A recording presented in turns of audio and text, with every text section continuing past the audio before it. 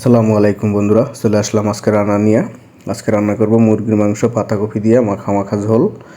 এখন আমি কড়াইতে পেঁয়াজ দিয়ে দিছি 3 কাপ পরিমাণ পেঁয়াজকুচিটা একটু ভাজা ভাজা হয়ে গেলেই আমি এখানে লবণ অ্যাড করে দিব পরিমাণ মতো। আমি লবণটা অ্যাড করে দিলাম। এখন একটু হালকাভাবে নাড়া দিয়ে দিব। তারপর আমি মুরগির মাংসটা অ্যাড করে দিব। আমি পুরো 2টা দেশি মুরগি রাখছিলাম, দেশি মুরগি 2টা অ্যাড করে দিলাম, এক এক করে দিতেছি। আজকে একটু ভিন্ন টাইপের মুরগি ভুনা করতেছি পাতাকপি দিয়ে মাখা মাখা। আপনাদের কাছে অবশ্যই ভালো লাগবে, এরকমভাবে যদি করে দেখবেন, আশা করি অবশ্যই ভালো লাগবে। নতুন একটা স্টাইল, আশা করি আপনাদের কাছে অবশ্যই ভালো লাগবে। আপনাদের কাছে কেমন লাগে অবশ্যই লাইক কমেন্ট শেয়ার করে জানাবেন। আমার চ্যানেলটা লাইক করবেন, শেয়ার করবেন। এখন আমি তেজপাতা দিয়ে দিলাম,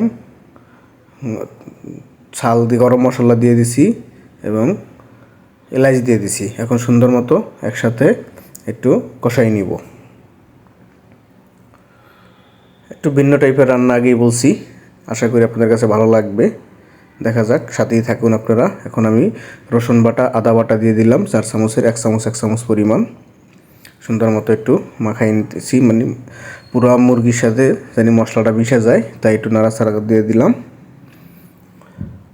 দেখতেই পারতেছেন, নাড়াচাড়া দিয়ে ঢাকনা দিয়ে রেখে দিব 5 মিনিট পরে চলে আসলাম।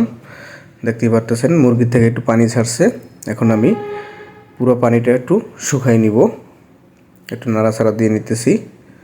পানিটা শুকিয়ে গেলে এখানে আমি হলুদ অ্যাড করে দিব 4 চামচের 2 চামচ।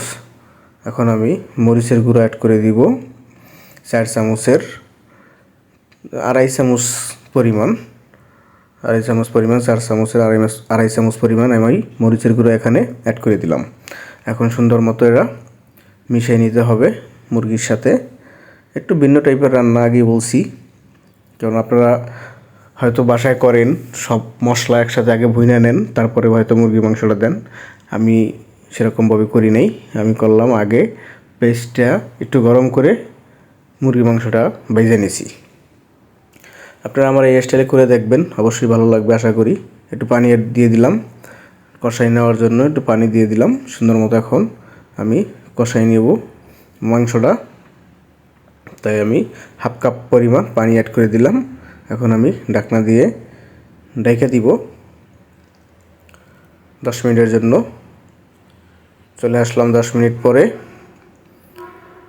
এখন আমি একটু নাড়াচাড়া দিয়ে দিতেছি, দেখতেই পারতেছেন মাংসটা প্রায় সিদ্ধ হয়ে গেছে।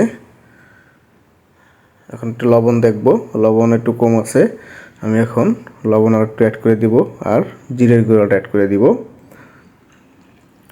আমি জিরের গুঁড়া 4 চামচের 1 চামচ, লবণ স্বাদ মতো অ্যাড করে দিলাম। একটু ভালোভাবে মিশিয়ে নিতেছি, ঢাকনা দিয়ে রেখে দিছি 3 মিনিট। সেটা আপনাদেরকে দেখাই নেই। যাই হোক, পাতাকপিটা যেটা রাখছিলাম সেটা আমি এখন এখানে অ্যাড করে দিলাম। পাতাকপি 4 কোনা করে কেটে রাখছিলাম, পাতাকপিটা আমি এখন অ্যাড করে দিলাম। কারণ পাতাকপি সিদ্ধ হইতে বেশি সময় লাগে না, তাই আমি লাস্টের দিকে অ্যাড করলাম। এখন একটু ভালোভাবে মিশিয়ে দিব।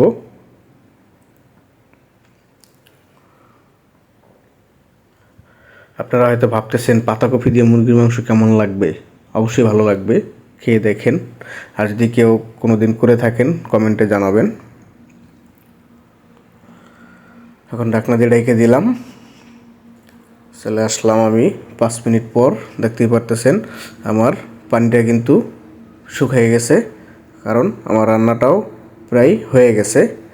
তাই আমি যতটুকু মাখা মাখা ঝোল রাখবো ততটুকু পরিমাণ রেখে আমি নামাই দেব। আমার রান্না হয়ে গেছে প্রায়, আর 1-1.5 মিনিট রাখবো। আপনাদের কাছে কার কাছে কেমন লাগলো অবশ্যই আমাকে জানাবেন কমেন্টে। আর মর্দ কিচেন পাবেন ইউটিউব চ্যানেলে, মর্দ কিচেন 001। সবাই ভালো থাকবেন, সুস্থ থাকবেন। আল্লাহ হাফেজ।